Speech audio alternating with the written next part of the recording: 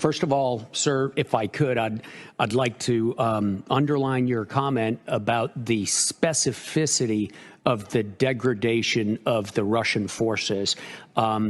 Much of the Russian military has not been affected negatively by this conflict. One of those forces is their undersea forces.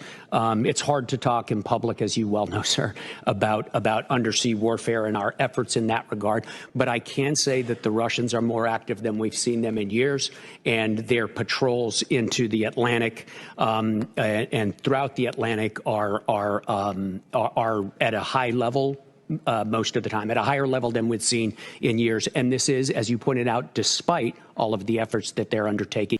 So, Larry, he once again doubled down on this. This is, of course, testimony at the House Oversight Committee on specifically what's going on with Russian forces. And we've been hearing from the West. But you hear, I mean, NATO is absolutely losing this, and Russia has not been degraded at all. Right. Well, and notice the narrative, the meme has shifted from Ukraine's defeating Russia to Ukraine is degrading Russia to, geez, Ukraine's not even degrading Russia. And what they're talking about in there is Russia's robust submarine force. Only two countries in the world with capable nuclear submarines are Russia and the United States.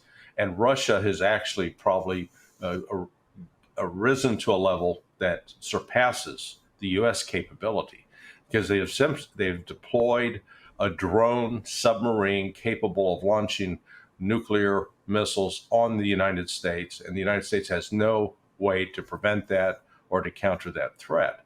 And within this, as we've seen over the last 18 months, Russia did underestimate or miscalculate the will of the West to try to throw everything in to support Ukraine, and had not ramped up its military production. But that has changed. It is now operating on all cylinders.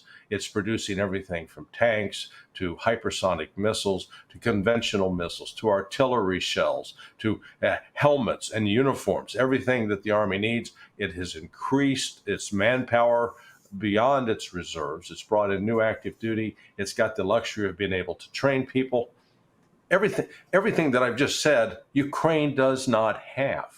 And NATO cannot supply. NATO can't make up the gap.